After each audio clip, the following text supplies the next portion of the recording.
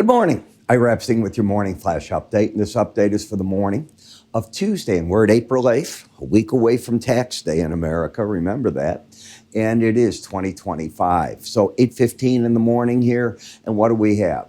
We're getting a good bounce in the stock market. Now, the question, of course, is, was yesterday the blow-off low, or is this just what the term is, a dead cat bounce? You get a big lift in the market, and then it starts petering back on you. That will be the question that traders are going to ask themselves, and it's a big question.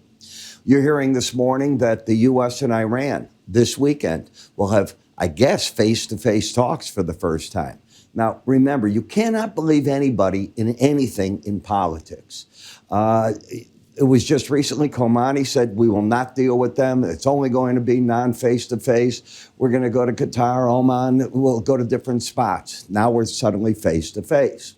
South Korea supposedly has reached out to the U.S., that I do believe, and they want to begin their talks on the tariffs. And the one that I don't believe is President Trump said China wants to make a deal. They came out in their papers today saying that they will fight to the end. And they are being rough about it. China just bought a lot of rapeseed from India, a country they rarely buy that much from.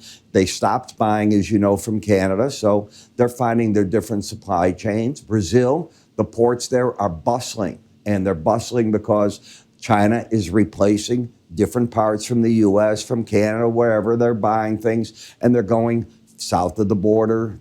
This gives them a big imprint of things that they can give in the world, as the U.S. is proving to be a difficult trade partner.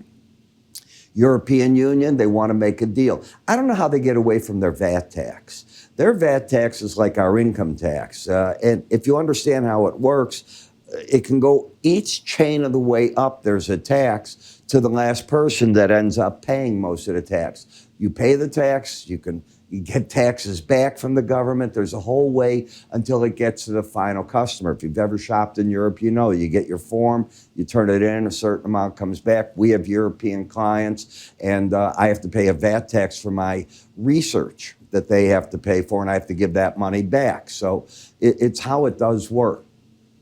So the rally today, I appreciate it, but I have my doubts about it. Metals, the same thing. So we're getting a bounce from a washout. Remember, yesterday was after the weekend. The markets came in. Stock markets around the world were tanking in a big way. The dollar today down another 25 points. Just about every currency is into the green against the dollar, as you could see. Australia is getting ready for their May 3rd election. That's coming up. And apparently last night in an hour-long debate, the current prime minister did very well, supposedly, over the competition, the continuity there. You're busting the heck out of bonds and interest rates here. They're going back to the upside as traders are unwinding again that safe haven trade that they ran to, as they did in the gold market, which is now getting its legs under it. I just said yesterday, the market's going to fight in the 3,000 level, and it's exactly what it's doing at this point. In terms of market news, well, the NFIB U.S. Small Business Optimism Index dropped 6 points. That's a lot. So people are nervous. They're seeing that going on.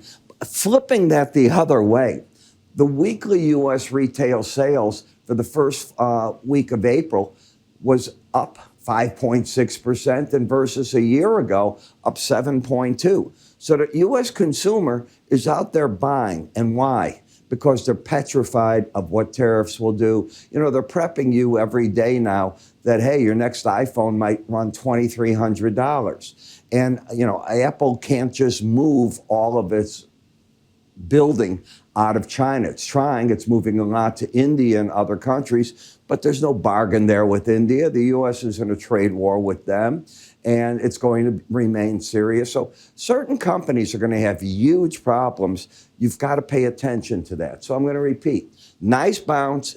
Does it have legs? What we do know is I showed you last week that when you enter bear territory in the NASDAQ, generally the week afterwards, you have an up week. That's what you're getting so far. We'll see if it turns out that way.